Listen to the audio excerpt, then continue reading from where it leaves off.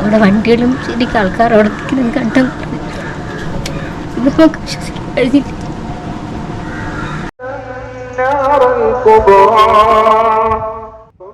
താഴെപ്പാങ്ങോട് മുസ്ലിം ജുമാ മസ്ജിദിൽ പ്രാർത്ഥനയിൽ പങ്കെടുക്കുകയാണ് അഫ്സാന്റെ ബാപ്പ റഹീം.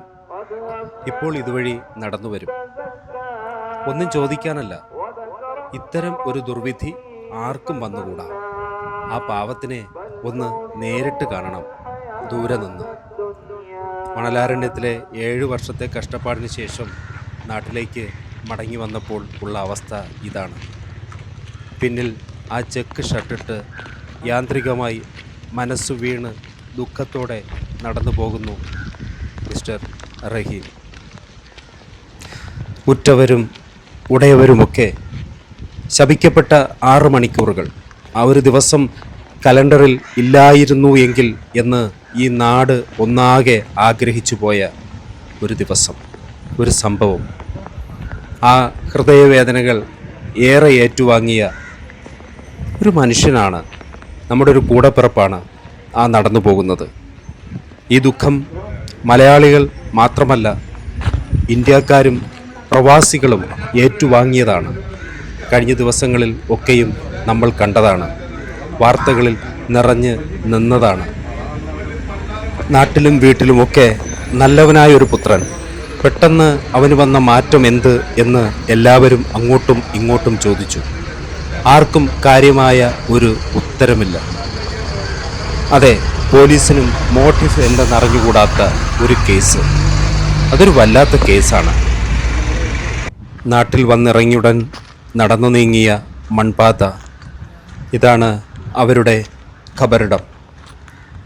ഇതുവഴി നടന്നു പോകുമ്പോൾ തേങ്ങുന്ന മനസ്സ് കാഴ്ചയിൽ അസ്തമിക്കുന്ന പോലെ തോന്നിയിട്ടുണ്ടാവണം. അതാണ് ആ ഖബറിൻ്റെ അടുത്ത് വന്ന് ബോധം കെട്ട് വീഴാനൊരുങ്ങിയത്. പൊട്ടിക്കരഞ്ഞ് വിതുമ്പി പിന്നെയും ഉണർന്ന് പിന്നെയും കരഞ്ഞ് ആ കാഴ്ചകൾ വിവരിക്കാനാവില്ല. പക്ഷേ ഇതൊക്കെ പറഞ്ഞിടുമ്പോൾ ഈ ലോകമറിയണം, ഒരാളിൻ്റെ പ്രവൃത്തിയിൽ അല്ലെങ്കിൽ ഒരു കൂട്ടം ആൾക്കാരുടെ പ്രവൃത്തിയിൽ വേദനിക്കുന്ന ജനഹൃദയങ്ങൾ എത്രയെന്ന്. സംസാരിക്കാൻ തുടങ്ങിയെന്ന് പറയും. കണ്ടോ പോയി കണ്ടായിരുന്നു? കണ്ടില്ല, ഞാൻ പോയി കണ്ടില്ല. ഞാൻ അതേപോലെ എം എൽ എ ഒക്കെ പോയായിരുന്നു. MLA പോയിട്ടുണ്ടായിരുന്നു. പിന്നെ ഇവിടെ നിന്ന് കുറച്ച് പേരൊക്കെ പോയി. ഇപ്പോഴ് ICUവിൽ തന്നെ, അവിടെ അതിനകത്താണെന്ന് തോന്നുന്നു, ICUവിലാണ്. മകൻ, രണ്ടാമത്തെ മകനെയാണ് ഒരു ഇളയ കുട്ടിയാണ് ചോദിക്കുന്നത്. അഫ്സാനെ നിലവിലൊന്നും അറിയാൻ അവർക്കറിയാമല്ലോ, മകനല്ലേ ആക്രമിച്ചത്. അപ്പോൾ അവർക്കറിയാം. അവർക്ക് അതുകൊണ്ടാണ് ആ മകനെ ചോദിച്ചില്ല. രണ്ടാമത്തെ മകൻ എന്തെങ്കിലും പറ്റിയുള്ള കാര്യങ്ങളൊക്കെ അറിഞ്ഞിട്ടില്ല, ഇതുവരെ ഒന്നും അറിഞ്ഞിട്ടില്ല. അവർ വിവരങ്ങളൊന്നും അറിഞ്ഞിട്ടില്ല. ICUവിലായതുകൊണ്ട് അത് ഒളിപ്പിച്ചു വെക്കാൻ പറ്റുന്നുണ്ട്. ആരെയും ഇങ്ങോട്ട് കടത്തി വിടത്തില്ല. ഈവൻ ഇളയ കുട്ടിയെ ഇങ്ങോട്ട് വരാൻ പറ്റില്ല, അവൻ മാമയുടെ വീട്ടിലാണ് നിൽക്കുന്നത് എന്നൊരു മറുപടിയാണ് കൊടുത്തുകൊണ്ടിരിക്കുന്നത്. അത്രയേ ഉള്ളൂ. അപ്പോൾ അത് കഴിഞ്ഞാൽ എന്താവും? ഈ ICUവിൽ എന്തായാലും വാർഡിലേക്ക് നാളെയോ അല്ലെങ്കിൽ വരും ദിവസങ്ങളിൽ മാറുമല്ലോ. അത് മാറും. അത് കഴിഞ്ഞ് പിന്നെ അവരെ ഇനി പോലീസ് ചോദ്യം ചെയ്യാനുണ്ടല്ലോ. അവരുടെ മൊഴിയെടുക്കണം. അതിനിപ്പോൾ ഈ ആശുപത്രിയിൽ ഈ അവസ്ഥയെ കിടക്കുന്നത് കൊണ്ട് താടിയലിനൊക്കെ പരിക്കുണ്ടെന്ന് പറയുന്നു. അല്ല, ഈ പറയുന്ന അഭിപ്രായം കോൺഷ്യസ്ലി ബോധത്തോടെ ആണെങ്കിലും പറയുന്നത് കട്ടിലിൽ നിന്ന് വീണിട്ടാണ്. അതങ്ങനെ ആദ്യം പോലെ, അത് സ്വാഭാവികമായിട്ടും മക്കളെയൊക്കെ സംരക്ഷിക്കാൻ വേണ്ടിയിട്ടല്ലേ സാധാരണ അമ്മമാർ ശ്രമിക്കുന്നത്. വേറെ ഒന്നുമില്ല. അതിപ്പോൾ ഇനി ഈ രാത്രികാല യാത്രയെക്കുറിച്ച് പറയുന്നത് കേട്ടപ്പോൾ അതെന്താണെന്ന് അന്വേഷിക്കേണ്ടിയിരിക്കുന്നു. അത് പോലീസ് നല്ല രീതിയിൽ അത് പരിശോധിക്കേണ്ടിയിരിക്കണം. എൻ്റെ മോളും മക്കളോട് എപ്പോഴും കളിച്ച് നടക്കും.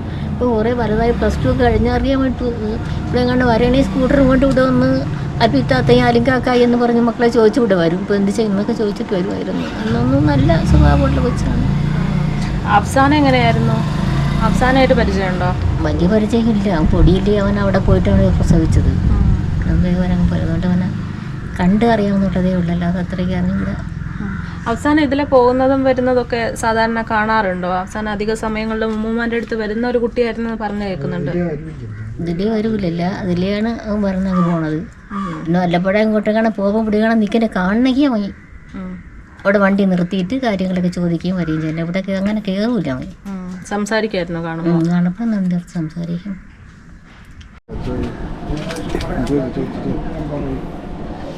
പൂപ്പ സ്വപ്നം കണ്ടെന്നാണല്ലോ പറയുന്നത്. അന്ന് വിളിച്ച് എൻ്റെ പറഞ്ഞിട്ടുണ്ടായിരുന്നു. പറഞ്ഞു എന്ത് പറഞ്ഞു? രാവിലെ പറഞ്ഞ് നമ്മുടെ കൂട്ടത്തിൽ നമുക്ക് വേണ്ടപ്പെട്ട ആരെങ്കിലും മരിക്കും. ഒരുപാട് ആളുകളെ ഞാൻ കണ്ടിട്ടുണ്ട്.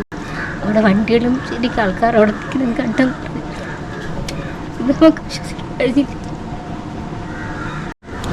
സ്വപ്നം കണ്ടായിരുന്നു. സ്വപ്നം കണ്ടായിരുന്നു. രാത്രി 2:15 മണിയായി.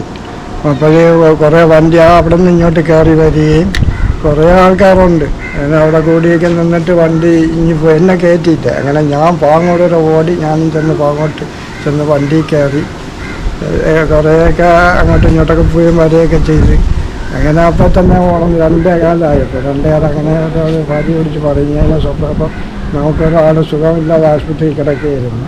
അദ്ദേഹം അങ്ങനെ എന്തെങ്കിലും സംഭവിച്ചാൽ തോന്നി വിചാരിച്ചു. ഭാവത്തെ കളിക്കുമ്പോൾ അദ്ദേഹത്തിന് കുഴപ്പമില്ല. പിറ്റന്ന് 4 മണിയായപ്പോഴാണ് 5 മണിയായപ്പോഴാണ് ഈ വിവരം അറിയുന്നത്. അന്ന് സ്വപ്നത്തില് വണ്ടികൾ മാത്രമേ കണ്ടുള്ളൂ. വണ്ടികൾ കുറേ ആൾക്കാർ കൂടി വണ്ടികൾ കണ്ട്. പിന്നെ എനിക്ക് കയറാൻ പറ്റില്ല. ഞാൻ കൂടെ ഓടിക്കയറി. ഞാൻ പിന്നെ പാങ്ങോട് വരെ പോയി. ഇതെന്നാ സംഭവിക്കുന്നു? ഈ സംഭവം നടന്നതിൻ്റെ തലേദിവസം 2:15 മണി രാത്രി. ഞാൻ സാധാരണ നല്ല സ്വപ്നങ്ങളൊക്കെ കാണാറുണ്ട്. ഇങ്ങനെയെല്ലാം ഉണ്ട് എനിക്ക്, അല്ലെങ്കിൽ എൻ്റെ കുടുംബത്തിൽ ഞാൻ അപ്പോൾ തന്നെ എൻ്റെ ഭാര്യ വിളിച്ച് പറയും, അല്ലെങ്കിൽ നമുക്ക് പെട്ടാരെങ്കിൽ എന്തെങ്കിലും സംഭവിക്കുമെന്ന് പറയും. ഇതിനു മുമ്പ് ഇങ്ങനെ സംഭവിച്ചിട്ടുണ്ടല്ലോ? അപ്പോൾ വേറെ പലതും കണ്ടിട്ടുണ്ട് സ്വപ്നം. ഉപ്പയുടെ പേരെന്തുവാ? എൻ്റെ പേര് ഹബീബ് എന്ന്. എത്ര വയസ്സായി? എനിക്ക് 83 വയസ്സായി. ഈ മർഡർ, ഈ കൊലപാതകം നടന്ന അവരുമായിട്ട് ഏതെങ്കിലും ബന്ധമുണ്ടോ? ഞങ്ങളുടെ ബന്ധുക്കളാണ്. എൻ്റെ കുട്ടിമാരുടെ മകളാണ് സൽമാൻ എന്ന് പറയുന്നത്. ഞങ്ങൾ അപ്പുറത്തെ വീട്ടിലാണ് ഞാൻ ഞങ്ങളുടെ കുടുംബമായിട്ട് താമസിച്ചിരുന്നത്. അപ്പോൾ അവരുടെ മക്കളെയൊക്കെ ഈ കുട്ടിയെ വളർത്തിയൊക്കെ എൻ്റെ വീട്ടിൽ കിടന്നാണ് കൂട്ടിക്കൊണ്ടുവന്നൊക്കെ വളർത്തിയിട്ടുള്ളത്. അവർ കഷ്ടപ്പെട്ടാണ് കാര്യം പറ്റിട്ടില്ല. സൽമാൻ എന്ന് പറഞ്ഞാൽ ഈ കുട്ടിയെ വളർത്താൻ വേണ്ടി. ഈ ആൾക്കൂട്ടം കണ്ട ആൾക്കൂട്ടം എന്തായാലും ഒരു ദുരന്തത്തിന് വേണ്ടി കൂടിയവരാണെന്നായിരുന്നു അനുഭവം. അങ്ങനെയാണ് കണ്ടത്. അതായത് വെപ്രാളത്തോടെ അങ്ങോട്ടും ഇങ്ങോട്ടും ഓടിക്കുകയും എനിക്ക് കയറാൻ പറ്റില്ല. വണ്ടി വിട്ട് ഇങ്ങോട്ടും പോയി, അങ്ങോട്ടും ഇങ്ങോട്ടൊക്കെ വണ്ടികളൊക്കെ വിട്ടു പോയി. അപ്പോൾ തന്നെ പിറ്റേന്ന് വൈകിട്ടായപ്പോൾ അതുപോലെ സംഭവിച്ചു. ഇതെപ്പോഴാണ് അറിയുന്നത് ഇവിടെ ഇങ്ങനെ ഒരു പ്രശ്നം നടന്നിട്ട്? ഞാൻ 5 മണി കഴിഞ്ഞു. എൻ്റെ മകൻ പുലിപ്പാറയാണ് താമസിക്കുന്നത്. മകൻ ഇതെങ്ങനെയോ ടി വി കൂടെ ഇവിടെ കണ്ടിട്ട് അവനെ വിളിച്ച് പോയി, അപ്പം എന്നാൾക്ക് ഇന്നാരും മരിച്ചല്ല, നിങ്ങളറിഞ്ഞില്ലെന്ന് ചോദിച്ചു. ഞാൻ അങ്ങനെ പെട്ടെന്ന് എനിക്ക് നടക്കാൻ വയ്യത്തോണ്ട് പെട്ടെന്ന് നടന്ന് അവിടെ ചെന്നപ്പോൾ അവിടെ പോലീസൊക്കെ ഉള്ളതുകൊണ്ട് അങ്ങോട്ട് കയറ്റി വിട്ടില്ല. സന്ധ്യ ആയപ്പം വാർത്തകളൊക്കെ പലച്ചും പറഞ്ഞു വന്നപ്പം ഈ ലത്തീഫ് എന്ന് പറഞ്ഞാൽ വീട് അതൊന്ന് പോലീസ് ചോദിച്ചു. അപ്പോൾ ഈ സാജെന്ന് പറഞ്ഞാലും വേറെ ആരും ഇവിടെ ആ വീട് കാണിച്ചാലാന്നും പറഞ്ഞ് കൂടെ പോയിട്ടുണ്ട്. ഇപ്പോൾ 2-3 തലമുറയ്ക്ക് ഇപ്പുറത്ത് നിന്ന് ചിന്തിക്കുമ്പോൾ ഈ പുതുതായിട്ട് വളർന്നു വരുന്ന ഈ പിള്ളേർക്ക് ഇപ്പം എന്ത് പറ്റുന്നു? എന്ത് പറ്റുന്നുണ്ട്? എവിടെയൊക്കെ പലരും പല സ്വഭാവക്കാരാണല്ലോ. അല്ല, ഈ കുട്ടിയെ സംബന്ധിച്ച് അങ്ങനെ ആയിരുന്നില്ലല്ലോ. ഇതല്ല, നല്ല സ്വഭാവമായിരുന്നു. ഈ അടുത്ത കാലം വരെ നല്ല സ്വഭാവമായിരുന്നു ആ കുട്ടി. അപ്പോൾ ഈ ഒരു വ്യത്യാസം വന്നതിന്റെ പിന്നിൽ എന്തായിരിക്കും? ചിലപ്പോൾ ഉപയോഗവും വേറെന്തെങ്കിലും ആയിരിക്കും. അതിന് സാമ്പത്തിക പ്രശ്നമാണോ എന്തോ ഒന്നും അറിയാൻ. സാമ്പത്തികമായിട്ട് ബുദ്ധിമുട്ടുണ്ടോ നേരത്തെ അറിയാം. ഈ പിതാവ് ഇപ്പോൾ വന്നിട്ടുണ്ട്, അദ്ദേഹത്തോട് സംസാരിച്ചിരുന്നോ?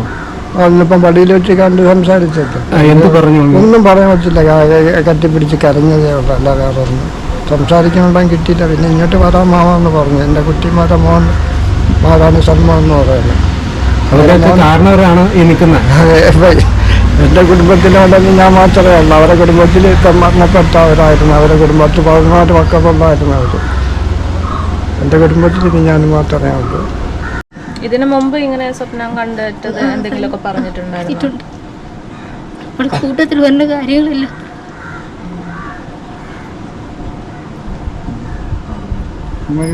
മരിച്ച ആളുമായിട്ട് എങ്ങനെ? നമ്മുടെ നമ്മളവിടെ താമസിക്കുന്ന എല്ലാവരും പഴയ തലമുറയിലെ നിഷ്കളങ്കരായ പാവം മനുഷ്യരെ ചേർത്തു പിടിക്കാനും സ്നേഹിക്കാനും എല്ലാ തലമുറകൾക്കും കഴിയട്ടെ എന്നാഗ്രഹിച്ചുകൊണ്ട് സാഫ്രോൺ.